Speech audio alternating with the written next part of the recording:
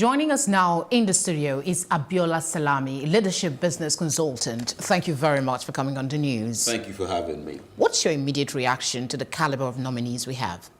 On the ministerial list? Yes. I don't think it is a ministerial list. I think it is more of a compensation list.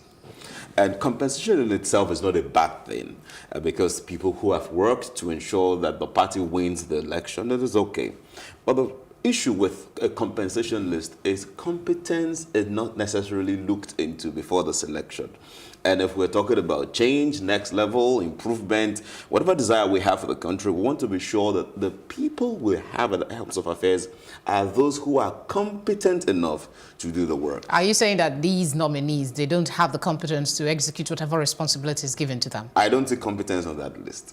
I see compensation on that list. Again, like I said... Well, there are returnees on that. Are you saying that when they were here the last time, they didn't do well and they made it to the list the second time? I am not saying they didn't do well. The facts are there for anybody to check. When you're in office, maybe you even said something like it would take a serious government 6 months or 3 months, 11 months to stabilize some particular ministry, and you were given a charge of that ministry, and after 4 years we couldn't see any progress. So should there be any debate about if the president performed or not? So this is not my opinion. This is the fact that are available in the public sphere. What do you expect that these people that you've said don't have the quality to, execute the responsibility? What do you expect to see in the next 4 years then? So I don't expect anything better. That is because we don't have competent people on that list where it's a compensation list, like I said. What would require is to have people who are perhaps non-politicians who can do the job. Put someone who is passionate about education, let the person be in charge of the ministry. Put someone who is passionate about tech, let the person be in charge of the ministry. Put someone who has achieved some results in power, let the person be in charge of ministry. I'm not having someone with a legal background and having the person in charge of a ministry like that. I'm saying that it is important that if we're serious about progress, that we should look for people who have a proven track record in a particular ministry and have them there. Does that have a bearing on your decision that these people are not competent, that there is no portfolio? This is something that was discussed the previous time when ministerial list was submitted. They don't attach portfolios to the names. It's only after the screening. Would it have helped if they were given portfolios and senators were able to ask them questions? No, but that's to show you the hypocrisy with this. That's to show you the insincerity with this. Just bring out a bunch of names and tell them those are the people on the list without necessarily confirming the offices that they would occupy. If we're a serious set of people and we are looking for meaningful progress, it will be to have this list, even have more than one person in front of a particular office. And so the Senate is now supposed to do a screening and let them say, based on our engagement with this individual, based on our engagement with this 5 people nominated for this one office, we think this person is the most competent. So therefore, let us choose this person. But because it is a selection list, because it is a compensation list, then you just bring up a bunch of people who have been faithful to the party. And again, there is nothing wrong about party loyalty. There's nothing wrong about party faithfulness. There's nothing wrong about compensation. It's just that when you are looking for meaningful progress, compensation is not the way to choose who should lead. I can't imagine in the private sector, for example, that because somebody has been good to me, and maybe I'm leading a Fortune 500 company, so because somebody has been good to me, because somebody helped me, not even because somebody helped us to make a sale, and the person knows a salesperson, and there you now say the person becomes the director of sales. It doesn't work that way. Get competent people to do the job. To use your word, the lack of the compensation list now does not have, some people say, the 35% affirmative action for women and as well as youths. They said the list name that, in fact, there is no 40-year-old in the entire 43 names that were submitted to the Senate. What's your take on this? Is it that the women did not participate enough to deserve some sort of compensation? Because going by the record that Anna gave to us, over 60% of the population is made up of women and youth, and that is the highest number that's participated in the voting exercise. Okay, now you talked about youth. It depends on the age we are using to determine who a youth is, especially in Nigeria's case. We know it's 18 to 35. Okay, no, in Nigeria's case, because you could find someone who is almost 60 who's in charge of young people. But what to think of is this: I don't blindly believe in the 35% information. I don't blindly believe in it.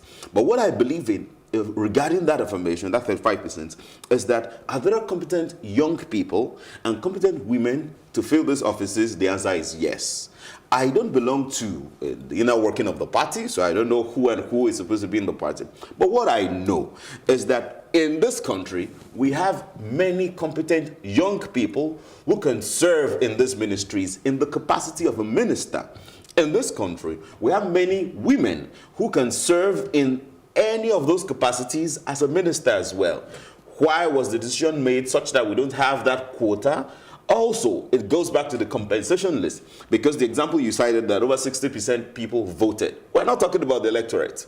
We're talking about the party structure. We're talking about the people who actively drove the victory that the president has. And so that is why it's a compensation list. I mean, there's a lady on the list, for example, whose last name is the same last name as the last Senate president, whose reason for being on that list is because, I mean, the work towards ensuring that they captured the state for the presidency. So that is compensation. That is a woman, but that is compensation, not about competence. The argument is, let us have young people represented on the cabinet, let us have women represented on the cabinet, and not just young people and not just women, but competent young people and competent women. Well, do you see them changing their mind after the screening exercise? Because the list is already out.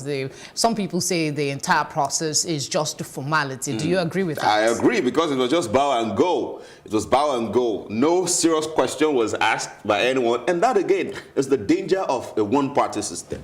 Because there are no checks and balances. So it means whatever the president wants will happen. So when it goes to Senate, the way the government is supposed to be structured, the reason we have three tiers of government is so that there will be checks and balances. But there's no room for checks and balances with the way things are going. So the Senate should be able to say no to something, and then the president should come up with a superior argument why that thing should be. But from this foundation that we're saying now, nothing like that would happen. Whatever the president says, everybody, they all come together and say, yes, that's the direction to go. It shouldn't be bow and go. You should come, they should ask you a few questions, challenge your authority, ask a few questions, and see that we can confidently commit the ministry to the hands of whoever the nominee is. But that's not what happened. I'm being told we have limited time, but the bow and go, that is, it's like something that is now being capitalized on to just ask people to come, go. There's no need for the screening. What's your take on that? So, if we are a serious set of people and we want to show that we have integrity, we want to show the public that the names we have on this list, they are competent people. How can we do that? One of the opportunities we have is the Senate engagement. Ask 3 questions or 4 questions, and then let the person share. And let the electorates, those who voted to have you in office, let them be convinced that the individuals rather. No, but the argument is that these people have a track record. They were members of the House, previous Senate. They've done something. So for the House to be, screening their own again doesn't seem. Where's the place of transparency? What's the place of transparency? So is it a we thing? The concept of man, no man. So because I'm confident that you are okay, does it mean the electorate is confident? No. Then when we're talking about track record, is track record about performance or about position? Because what I hear is that they've been there before, that is position. What is their performance? I expect that the conversation that they had with the screening should be a place to showcase their performance. And it's not about anything propaganda, but performance. What exactly have you done? How many bills did you sponsor as a senator? As a minister, how many projects that we can see life that is touching the average man on the street can we see? Not just about position, it is about performance. Abiola, thank you very much for your time this morning. Thank you for having me.